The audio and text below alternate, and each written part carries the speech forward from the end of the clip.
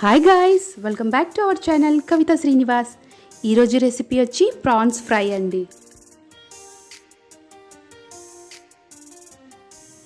ఎంతో టేస్టీగా ఉండే ఈ ప్రాన్స్ ఫ్రై కర్రీ ఎలా చేసుకోవాలో ఇప్పుడు ఈ వీడియోలో చూద్దాం. ముందుగా క్లీన్ చేసుకున్న రొయ్యలండి, 1/2 కిలో అండి ఇది. సో చక్కగా క్లీన్ చేసుకున్నాను. రొయ్యల సైజ్ కూడా మీడియం సైజేనండి ఇవి. సో ముందుగా అయితే మ్యారినేట్ చేసుకోవాలి.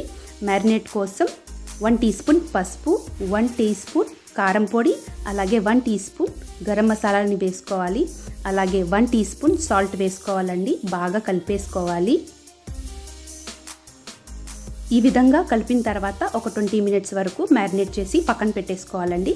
ఇప్పుడు మసాలా ప్రిపేర్ చేసుకుందాం. ఈ ఫ్రై కర్రీ కోసం 4 నుంచి 5 వరకు చిన్న పీసెస్ దాల్చిన చెక్క, 2 యాలకులు, 2 లవంగాలు, కనీసం ఒక 10 నుంచి 15 వరకు మిరియాలు వేసుకోవాలి.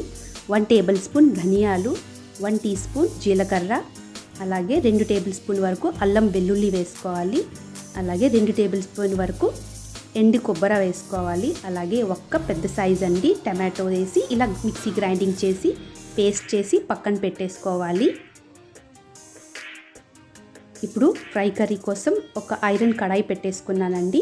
ఇదైతే ఫ్రై బాగా వస్తుంది. సో 2 నుంచి 3 టేబుల్ స్పూన్ వరకు ఆయిల్ వేసుకొని ఆయిల్ హీట్ ఎక్కిన తర్వాత చిన్నగా చాప్ చేసుకున్న ఉల్లిపాయలు, అలాగే 4 నుంచి పచ్చిమిర్చి, కాస్తంత కరివేపాకు వేసి ఉల్లిపాయని బాగా ఫ్రై చేసుకోవాలండి. ఉల్లిపాయలు సాఫ్ట్ వేగిన తర్వాత ఇప్పుడు మ్యారినేట్ చేసుకున్న ప్రాన్స్ ఏదైతే ఉందో అది యాడ్ చేసేసుకోవాలి.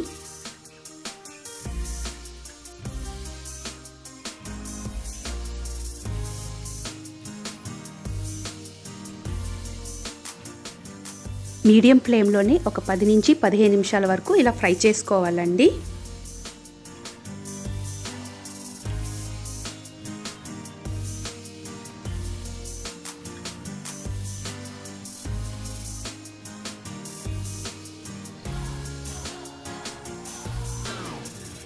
ఇప్పుడు ముందుగా ఏదైతే మసాలా పేస్ట్ని రెడీ చేసుకున్నామో ఇప్పుడు యాడ్ చేసేసుకోవాలండి.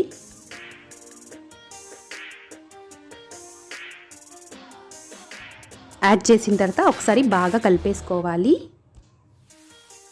బాగా కలిపిన తర్వాత 15 నిమిషాల వరకు కుక్ చేసుకోవాలండి. మీడియం ఫ్లేమ్లో దగ్గర పడే వరకు చక్కగా పొడిగా ఫ్రై అయ్యే వరకు ఇలా ఫ్రై చేసుకోవాలి.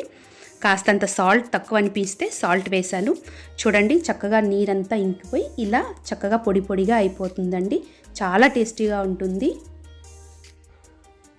సో చక్కగా ఫ్రై అయిన తర్వాత ఇలాగా 1 టీ స్పూన్ కొంచెం గరం మసాలాని యాడ్ చేసుకొని కొత్తిమీర యాడ్ చేసేసుకుంటే ప్రాన్స్ ఫ్రై కర్రీ రెడీ అయిపోతుందండి. వేడివేడి అన్నంలో కలుపుకుంటే చాలా బాగుంటుంది, చాలా టేస్టీగా ఉంటుంది. మరి తప్పకుండా ట్రై చేయండి. మరి నేను చేసిన ఈ వీడియో మీకు ఎలా అనిపించిందో తప్పకుండా కమెంట్ చేయడం మాత్రం మర్చిపోవద్దండి. Thanks for watching.